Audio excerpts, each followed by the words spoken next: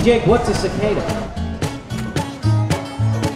These days, a trip to a Cincinnati supermarket Is that a knock-knock I'm joke? from out of town. No, tell me about cicada. includes cicadas in aisle 4. Well, I hope I get to see one. Will I get to see one before the day's over? Boy, I sure think you will. In fact, you may see 5 billion of them, because that's how many there are in my front yard, folks. And they never shut up. For shoppers familiar with the outdoor songs of cicadas,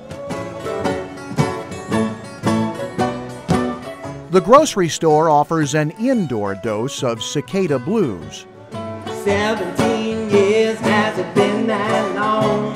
17 years, better get my gun. 17 years since they've been out. The whole Queen City's gonna scream and shout. They're coming, ooh. Oh, they're coming, ooh. Here, let's y'all talk on the phone. When Cincinnati's captains of commerce checked their calendars and saw that 2004 would bring an emergence of cicadas, they decided to do something unusual: embrace it. 17 years ago, all the press that was focused on Cincinnati was biblical plague descending upon this town, and people running under umbrellas, just all sorts of gloom and doom, plague type of stuff. Even if you think vegetarians still eat fish, they're coming. Even if you listen to Toby Keith, they're coming. The plan was to put a positive spin on an infestation, to transform annoyance into opportunity. They're coming. Even if you voted for Bush, they're coming. We focused on our young professional scene, on our music scene, and we thought proactively that we could get a few of these groups to come up with original compositions about the cicadas. So it started off with an idea for a CD. They're coming. Even if your favorite radio station is not Wave or WNKU, they're coming. Adopting the old adage of turning lemons into lemonade, the goal became to turn insects into income.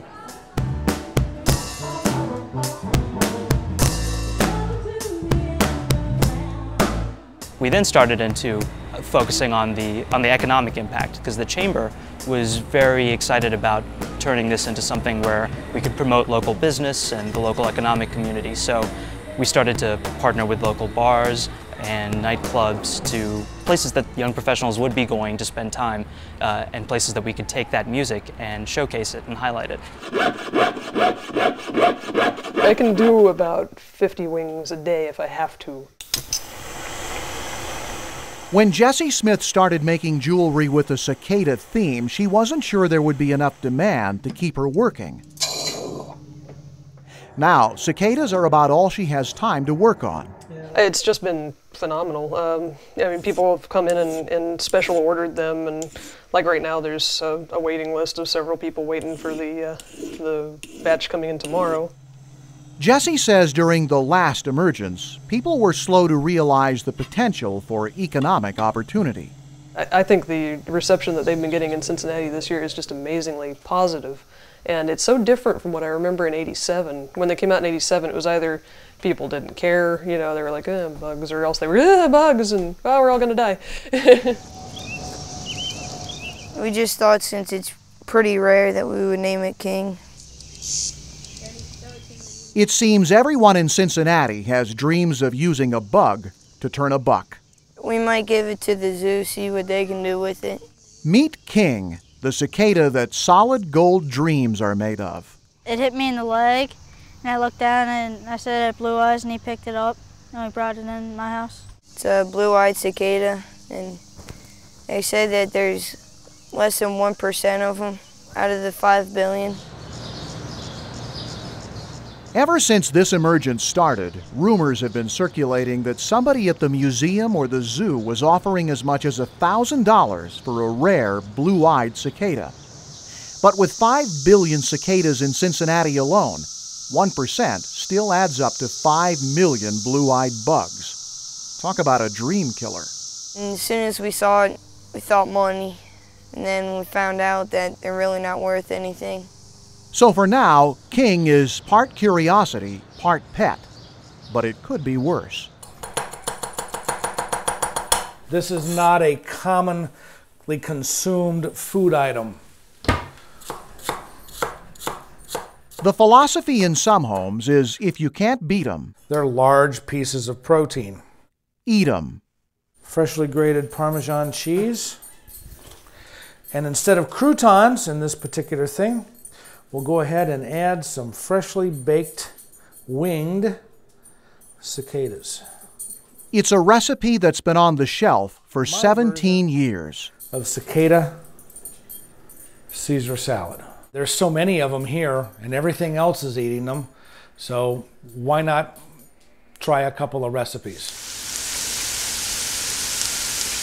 For a 6-week period, the cicadas provide a movable feast for a variety of species. Here is my version of cicadas with garlic mashed potatoes.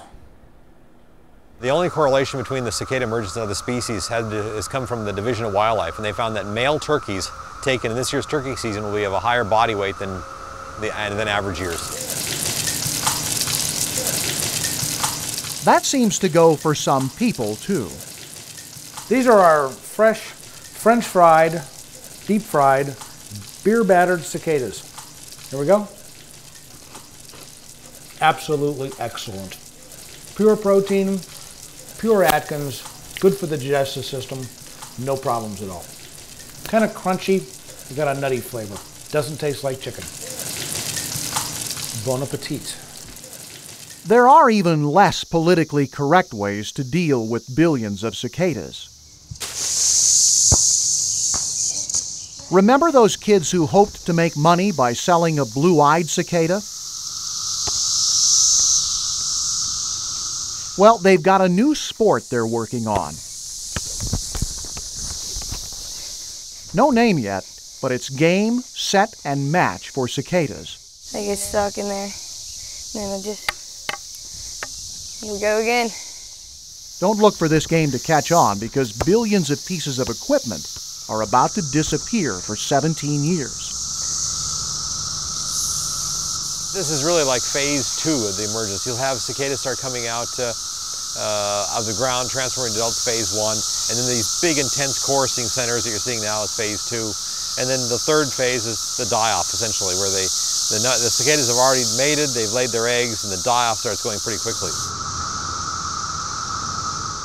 With the cicadas already dying in huge numbers, very few scientists get this kind of attention. Dr. Kritsky views the supernova of this year's brief emergence, a spread in People magazine. The photograph, while kind of wild with all the cicadas crawling over, it certainly shows there's nothing to fear. But it's nice. I feel it's been good for the city, and it's been good for the cicada, just in the sense of public education. People aren't. I don't think anywhere in this article they call them locusts. In the bud business, fame can be as fleeting as the lifespan of post-emergence cicadas. But every 17 years, scientists have a brief moment when the world pays attention as they try to unravel one of the enigmas of the universe. They're totally harmless. For many people, the song of the cicada is a discordant annoyance. For others, it is a reassuring affirmation of something reliable in an ever-changing world. Very soon, that song will be silenced, muted by the timeless design of evolution that sends newly hatched cicadas underground for 17 years, waiting to sing again.